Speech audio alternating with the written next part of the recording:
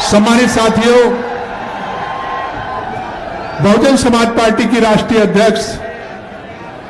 उत्तर प्रदेश की 4 बार मुख्यमंत्री रह चुकी, पूर्व सांसद, करोड़ों करोड़ों कमजोर मजलूम बेसहारा दिलों की आवाज आदरणीय बहन कुमारी मायावती जी हमारे बीच में पहुंच चुकी हैं। अब मेरी आप लोगों से पुरजोर अपील है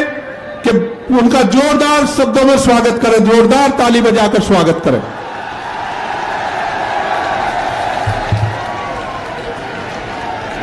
अब मैं गुजारिश करूंगा आगरा सुरक्षित लोकसभा से बहुजन समाज पार्टी की प्रत्याशी श्रीमती पूजा अमरोही,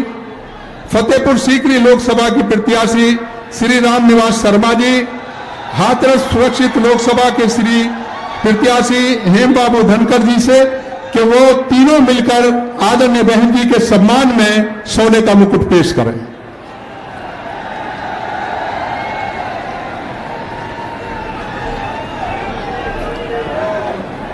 अब मैं गुजारिश करूंगा बहुजन समाज पार्टी की राष्ट्रीय अध्यक्ष आदरणीय बहन कुमारी मायावती जी से कि वो आए और इस चुनावी विशाल जनसभा को संबोधित करें। आदरणीय बहन जी।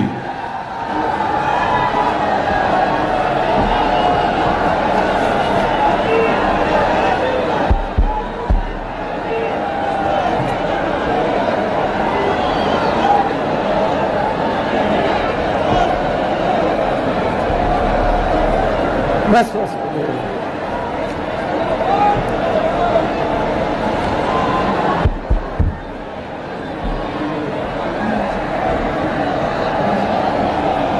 बीएसपी की इस चुनावी जनसभा में इकट्ठा हुए पार्टी के सभी छोटे बड़े पदाधिकारी एवं कार्यकर्तागण, आज आप लोग देश में व यहाँ आपके उत्तर प्रदेश स्टेट में भी लोकसभा के लिए हो रहे आम चुनाव में अपनी पार्टी के उम्मीदवारों के समर्थन में मुझे सुनने के लिए यहाँ इकट्ठा हुए हैं, तो उसके लिए मैं आप सभी लोगों का हार्दिक दिल से आभार प्रकट करती हूँ। वैसे आप लोगों को ये मालूम है कि हमारी पार्टी कांग्रेस, बीजेपी व अन्य किसी भी विरोधी पार्टी तथा गठबंधन आदि के साथ मिलकर नहीं, बल्कि अकेले ही अपनी पार्टी के बलबूते पर पूरी तैयारी व दमदारी के साथ ये चुनाव लड़ रही है। इसके साथ ही हमने टिकट बंटवारे के मामले में भी यहाँ सर्व समाज के लोगों को उचित भागीदारी दी है, जिनको कामयाब बनाने के लिए अपनी पार्टी के लोग पूरे जी जान से लगे हैं। इस संबंध में यहाँ मैं ये भी कहना चाहूंगी कि हमारी पार्टी ने इस चुनाव में भी सर्व समाज के लोगों को टिकट बंटवारे के मामले में या देने के मामले में हमने उचित भागीदारी दी है। खासकर जो दलित वर्ग के लोग हैं या जो रिजर्व सीटें हैं, तो हमने रिजर्व सीटों पर भी अकेले एक ही कम्युनिटी के लोगों को नहीं, एक ही बिरादरी के लोगों को नहीं, बल्कि सूर्य कास्ट में जो विभिन्न जातियां आती हैं, तो उनको हमने चुनाव लड़ने का मौका रिजर्व सीटों पर दिया है। आगरा के लोगों को ये मालूम है कि जब इस चुनाव से पहले आपके उत्तर प्रदेश में लोकल बॉडीज के चुनाव हुए थे और यहाँ मेयर का चुनाव हुआ, तो हमारी पार्टी ने अनुसूचित जाति में से एक वाल्मीकि समाज की महिला को मेयर के लिए चुनाव के मैदान में उतारा था। और आपकी ये आगरा रिजर्व सीट है, तो आगरा रिजर्व सीट से तो फिर हमने यहाँ पर तो जाटव समाज की महिला को चुनाव के मैदान में उतारा है। इसके नजदीकी ज्यादा दूर नहीं है, हाथरस लोकसभा की सीट है, तो वहां हमने धनगर समाज को जो अनुसूचित जाति में आते उनको भी चुनाव के मैदान में उतारा है। आपके आगरा से लगी हुई फतेहपुर सीकरी की सीट है, तो यहाँ हमने अपर कास्ट समाज में से तो खास तौर से ब्राह्मण समाज के व्यक्ति को हमने चुनाव के मैदान में उतारा है। तो इस प्रकार से हमने टिकट बंटवारे के मामले में सर्व समाज के लोगों को बीएसपी में जुड़ने की उनकी तादाद को ध्यान में रखकर हमने उचित भागीदारी दी है। हालांकि आज यहाँ आपकी इकट्ठा हुई अपार भीड़, वह भीड़ के जबरदस्त जोश को भी देखकर अब मुझे ये काफी हद तक भरोसा हो गया है कि पिछली बार की तरह इस बार भी आप लोग अपने प्रदेश से और यहाँ अपने क्षेत्र से तो लोकसभा चुनाव में अपनी पार्टी का बेहतर रिजल्ट जरूर लाएंगे। इसके लिए अब मैं आप लोगों का ध्यान कुछ जरूरी बातों की तरफ दिलाना चाहती हूँ और इस संबंध में विशेषकर मैं कांग्रेस, बीजेपी व इनके अन्य सभी सहयोगी दलों के बारे में ये कहना चाहूंगी कि आजादी के बाद शुरू में केंद्र व देश के काफी राज्यों में भी ज्यादातर सत्ता यहाँ कांग्रेस पार्टी के ही हाथों में केंद्रित रही है, किंतु इनकी अधिकांश मामलों में रही गलत नीतियों एवं गलत कार्य प्रणाली आदि की वजह से ही फिर इस पार्टी को यानी कि कांग्रेस पार्टी को केंद्र में काफी राज्यों की भी सत्ता से बाहर होना पड़ा है तथा यही स्थिति इनकी सहयोगी पार्टियों की भी बनी रही है, जिसके कारण ही फिर पिछले कई वर्षों से भारतीय जनता पार्टी व इनके सहयोगी दल केंद्र एवं काफी राज्यों की भी सत्ता में काबिज हो गए हैं, लेकिन इनकी भी ज्यादातर रही जातिवादी, पूंजीवादी,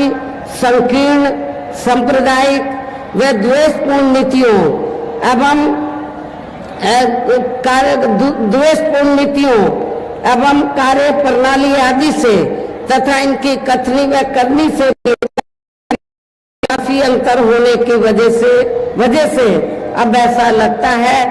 इस बार ये पार्टी भी यानी कि भारतीय जनता पार्टी भी केंद्र की सत्ता में आसानी से वापस आने वाली नहीं है, बशर्ते यदि ये चुनाव इस बार फ्री एंड फेयर होता है तथा आम चर्चा के मुताबिक वोटिंग मशीनों में भी कोई गड़बड़ी आदि नहीं की जाती है। और वैसे भी इस बार चुनाव में इनकी कोई भी पुरानी एवं नई चल रही नाटकबाजी, जुमलेबाजी व गारंटी आदि काम में आने वाली नहीं है, क्योंकि अब देश की जनता काफी हद तक है कि इनकी पार्टी ने अब तक देश के विशेषकर गरीबों, कमजोर तबकों, मध्यम वर्गीय एवं अन्य मेहनतकश लोगों को जो इन्हें दिखाने के असंख्य प्रलोभन भरे वायदे किए हैं तथा अनेकों हवाई व कागजी गारंटी आदि भी दी है,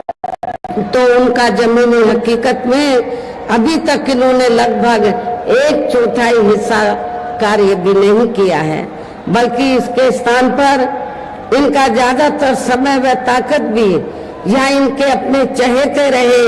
बड़े बड़े पूंजीपतियों एवं धन्ना सेठों को ही ज्यादा से ज्यादा मालामाल व धनवान बनाने में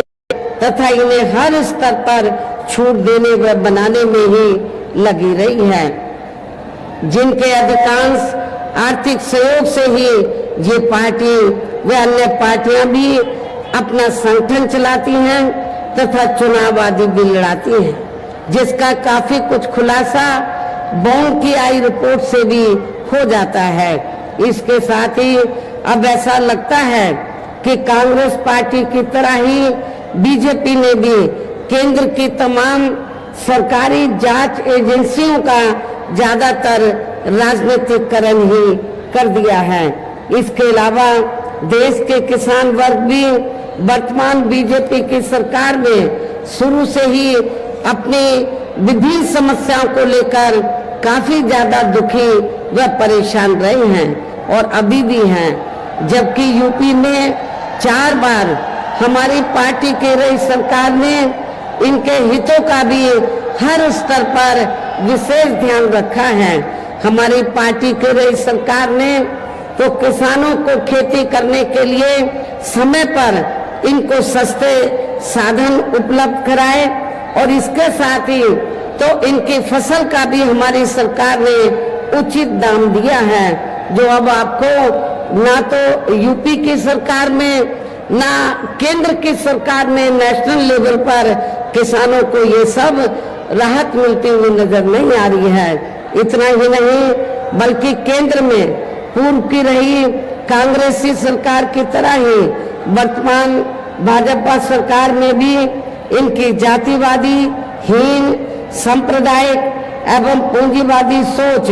व नीतियों के चलते ही पूरे देश में सर्व समाज में से खासकर गरीबों, दलितों, आदिवासियों, पिछड़े वर्गों, मुस्लिम एवं अन्य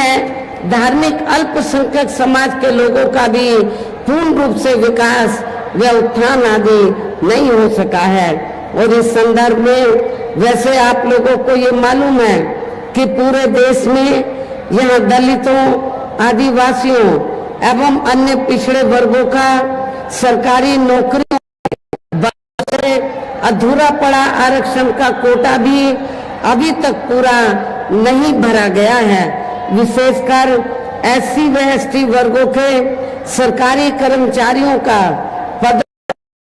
भी अब काफी हद तक प्रभावहीन हुई बना दिया गया है। और यहाँ मैं आप लोगों को ये भी बताना चाहती हूँ, जब यहाँ समाजवादी पार्टी की सरकार थी तो समाजवादी पार्टी की सरकार ने एससी व एसटी वर्गों के सरकारी कर्मचारियों का पदोन्नति में जो आरक्षण है इसको पूरे तौर से इसको खत्म कर दिया था। ये आप लोगों को इस बात की भी जानकारी होनी चाहिए। और इतना ही नहीं, जब इस मामले को हमारी पार्टी ने संसद में उठाया, एससी एसटी का जो पदोन्नति में आरक्षण है इसको प्रभावशाली बनाने के लिए संशोधन बिल लाने के लिए सरकार पर दबाव बनाया, तो उस समय सेंटर में कांग्रेस पार्टी पावर में थी। तो उस दौरान कांग्रेस और बीजेपी दोनों की मिली भगत से समाजवादी पार्टी को आगे करके इस बिल को पार्लियामेंट के अंदर फाड़ा गया। और इतना ही नहीं बल्कि बीजेपी और कांग्रेस पार्टी दोनों की मिली भगत से इस बिल को पास नहीं होने दिया, इस बिल को पास नहीं होने दिया। और इतना ही नहीं, आज जो खास तौर से आरक्षण को लेकर जो किस्म किस्म की बातें कही जा रही हैं, एससी एसटी ओबीसी के आरक्षण को लेकर कांग्रेस भी लंबी चौड़ी बातें कर रही है, बीजेपी भी, जबकि ये दोनों पार्टियां एससी एसटी ओबीसी के आरक्षण के खिलाफ हैं। ये दोनों पार्टियां नहीं चाहती हैं एससी एसटी ओबीसी के वर्गों के लोगों को आरक्षण का पूरा लाभ मिले। साथ ही केंद्र व राज्यों में भी विरोधी पार्टियों की रही सरकारों में इन सभी वर्गों को प्राइवेट सेक्टर में आरक्षण दिए जाने की व्यवस्था किए बिना ही इनकी सरकारों के ज्यादातर सरकारी कार्य अब प्राइवेट सेक्टर के जरिए ही इनके बड़े बड़े पूंजीपतियों व धन्ना सेतु आदि को ही दिए जाने के कारण अब इनको पूरे देश में आरक्षण का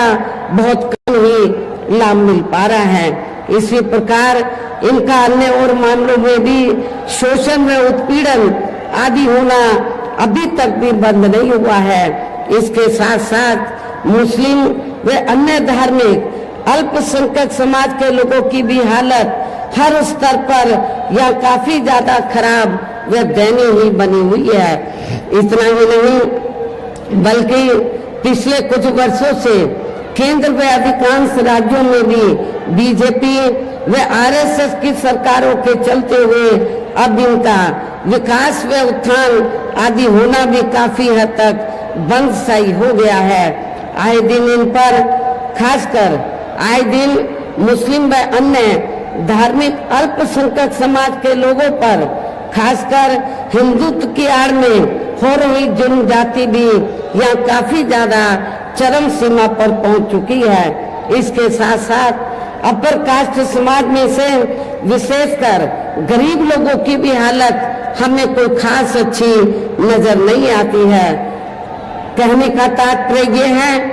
कि चाहे वीकर सेक्शन के लोग हैं या माइनॉरिटी हैं, अपर कास्ट समाज के लोग हैं, ये सभी लोग हमें काफी दुखी व परेशान नजर आते हैं। हर मामले में व हर स्तर पर हमें काफी दुखी व परेशान नजर आते हैं। इनके गलत कृषि नीतियों के कारण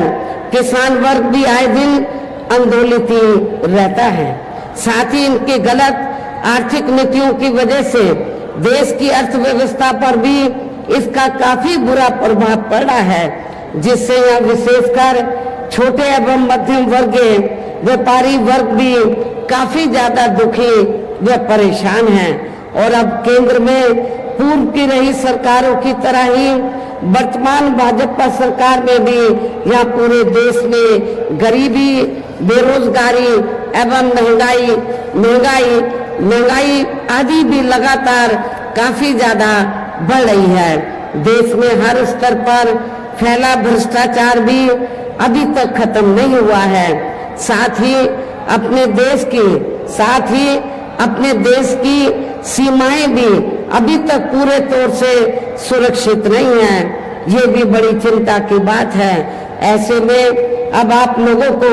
देश में हो रहे लोकसभा आम चुनाव में बीजेपी, आप लोगों को आम चुनाव में कांग्रेस, बीजेपी व इनके सहयोगी पार्टियों को भी केंद्र की सत्ता में आने से जरूर रोकना है। जिनकी गलत नीतियों व गलत कार्य प्रणाली आदि को आप लोग काफी हद तक आजमा भी चुके हैं। ऐसी स्थिति में अब ये विरोधी पार्टियां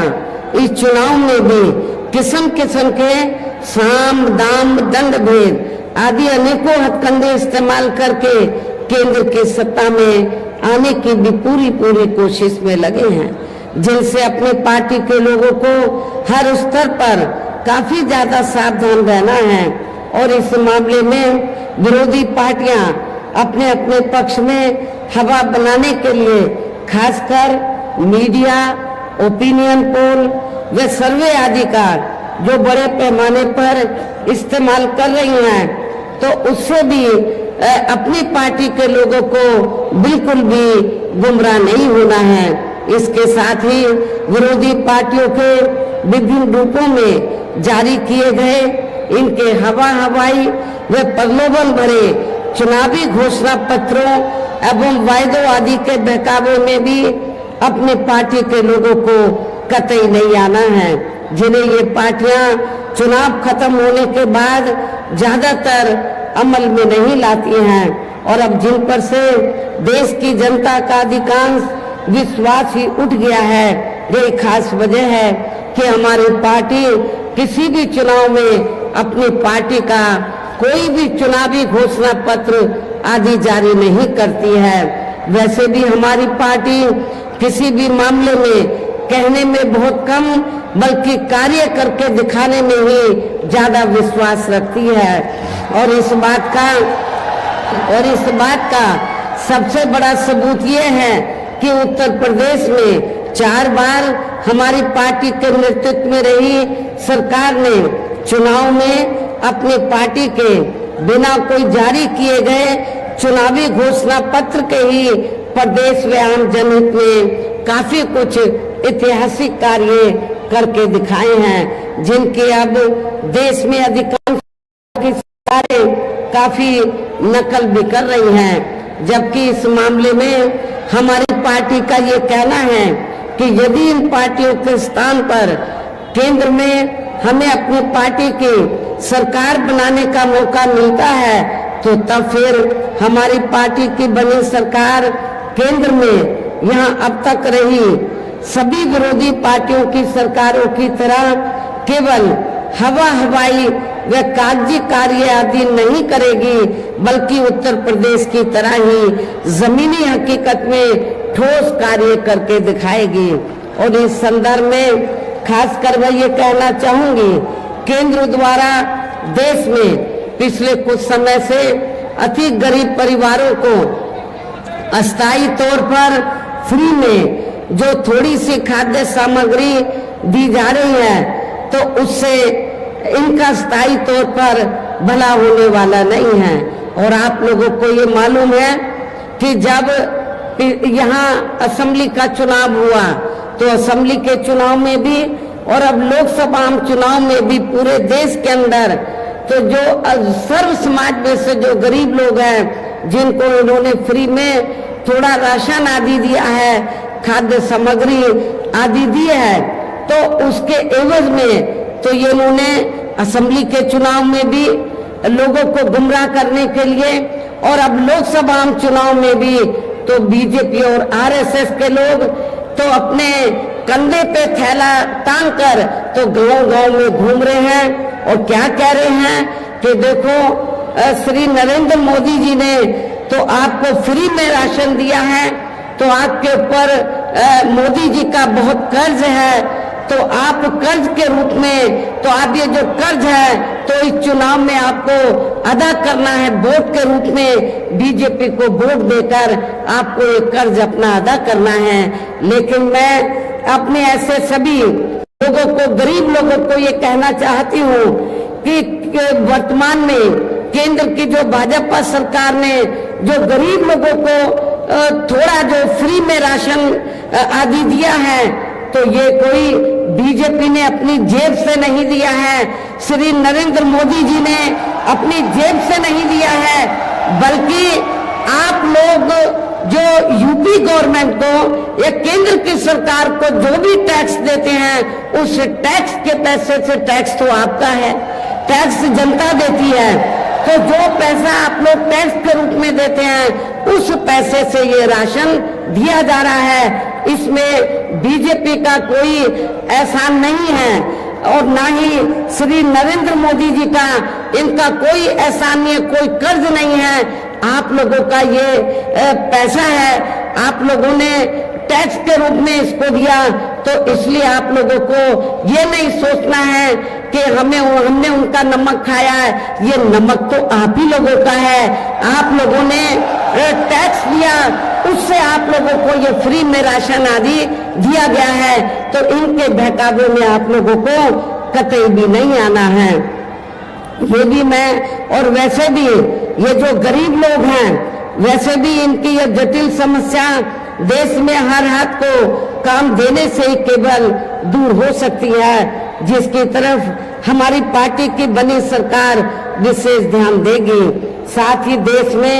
पिछले काफी वर्षों से आए दिन बढ़ रही गरीबी, बेरोजगारी व महंगाई आदि से भी जनता बहुत ज्यादा दुखी व परेशान है, जिसे भी आर्थिक नीतियों में तब्दीली करके जरूर दूर किया जाएगा। धर्म की भी आड़ में पिछले कुछ वर्षों से खासकर मुस्लिम समाज के लोगों का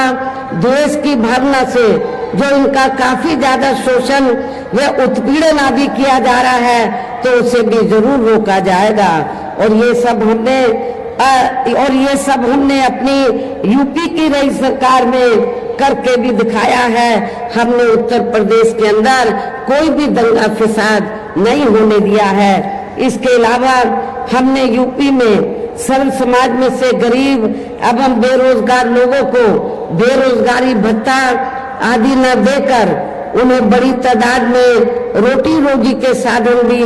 उपलब्ध कराए हैं। जो अब ये कार्य भी अधिकांश ठंडे ही पड़े हैं, जिनको फिर सरकार बनने पर, केंद्र में सरकार बनने पर प्राथमिकता दी जाएगी। अर्थात देश में इस समय हो रहे लोकसभा चुनाव में विरोधी पार्टियों के जारी किए गए उनके हवाई व प्रलोभन भरे चुनावी घोषणा पत्रों आदि के बहकावे में अब यह खासकर देश के अति गरीबों, मजदूरों, बेरोजगारों एवं अन्य मेहनतकश लोगों को बिल्कुल भी नहीं आना है। और अब इन्हें ऐसी सभी विरोधी पार्टियों की हर हालत में ऐसी सभी विरोधी पार्टियों को हर हालत में केंद्र की सत्ता में आने से जरूर रोकना है, जिनके कथने व करने में काफी अंतर रहा है तथा जिन्हें ये लोग वर्षों से आजमा भी चुके हैं। ऐसे में अब मेरा यही कहना है कि आप लोगों को अपने खुद के व अपने प्रदेश व क्षेत्र के तथा देश के भी हित में अपने वोटों को यहाँ कांग्रेस, बीजेपी व अन्य विरोधी पार्टियों को न देकर केवल अपनी एकमात्र हितैषी पार्टी बहुजन समाज पार्टी को ही देना है। जो ये पार्टी उत्तर प्रदेश की तरह ही केंद्र में भी अपनी पार्टी की सरकार बनने पर फिर पूरे देश में यह अपनी पार्टी की सर्वजन हिताय व सर्वजन सुखाय की नीतियों पर आधारित सरकार चलाएगी। इसके साथ साथ केंद्र से जुड़ी आपके क्षेत्र की जो भी यहाँ स्थानीय समस्याएं होंगी तो उन्हें भी फिर दूर करने का हर संभव पूरा प्रयास किया जाएगा। साथ ही यहाँ गरीबों, मजदूरों, बेरोजगारों, कर्मचारियों, किसानों, छोटे व्यापारियों एवं अन्य मेहनतकश लोगों के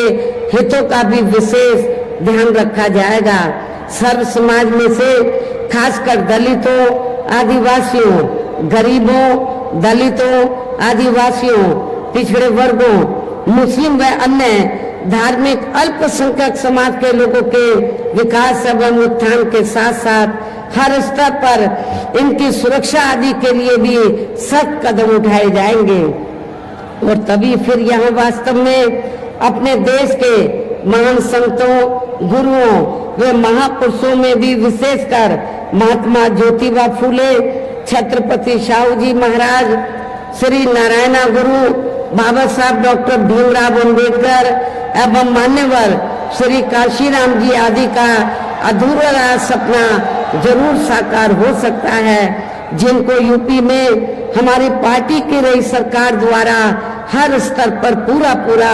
आदर सम्मान दिया गया है। इन्हीं खास बातों के साथ ही अब मेरा देश व आपके स्टेट के भी हित में, आपके क्षेत्र के भी हित में यही कहना है कि हमारी पार्टी ने यहाँ जिनको भी चुनाव के मैदान में उतारा है, जो आपके सामने या मंच पर भी मौजूद हैं, तो उन्हें आपको जरूर कामयाब बनाना है, जिसके लिए यह पार्टी के सभी स्तर के छोटे बड़े पदाधिकारी एवं कार्यकर्तागण आदि पूरे जी जान से लगे हैं। और अब अंत में मेरा यही कहना है कि आप लोगों को वोट पड़ने वाले दिन यहाँ बीएसपी के अपने सभी लोकसभा उम्मीदवारों को, अर्थात आगरा जो सुरक्षित लोकसभा की सीट है, यहाँ से हमने श्रीमती पूजा अमरोही को चुनाव के मैदान में उतारा है। इसी जिले में, आगरा जिले में ही दूसरी सीट है फतेहपुर सीकरी लोकसभा की सीट। यहाँ से हमने श्री राम निवास शर्मा को, जो बहुत ही सामाजिक हैं और जी जान से अपनी सीट को जीतने में लगे हैं, इनको चुनाव के मैदान में उतारा है। हाथरस सुरक्षित लोकसभा की सीट से हमने श्री हेम बाबू को चुनाव के मैदान में उतारा है। हमारी महिला भी जो आगरे से चुनाव लड़ रही है, आपके जाटव समाज से ताल्लुक रखती है, ये भी जी जान से लगी हुई है, तो इनको भी जिताकर आप लोग इनका हौसला जरूर बढ़ाएं। और अपने जो ब्राह्मण समाज से, धनगर समाज से हैं, जो भी हमारे उम्मीदवार यहाँ चुनाव के मैदान में हैं, इनको आप लोग जरूर कामयाब बनाएं। और इनको कामयाब बनाने के लिए आप लोगों को ये मालूम है कि हमारी पार्टी का चुनाव चिन्ह क्या है, हाथी। आप लोगों को बहुजन समाज पार्टी का जो चुनाव चिन्ह हाथी है, हाथी चुनाव चिन्ह के सामने वाले बटन को दबाकर आप लोगों को अपनी पार्टी के इन तीनों प्रत्याशियों को रिकॉर्ड तोड़ वोटों के अंतर से जरूर कामयाब बनाना है, विजयी बनाना है। इनको पार्लियामेंट में जिताकर जरूर भेजना है। इस खास अपील के साथ ही अब मैं अपनी बात यही समाप्त करती हूँ। जय भीम, जय भारत।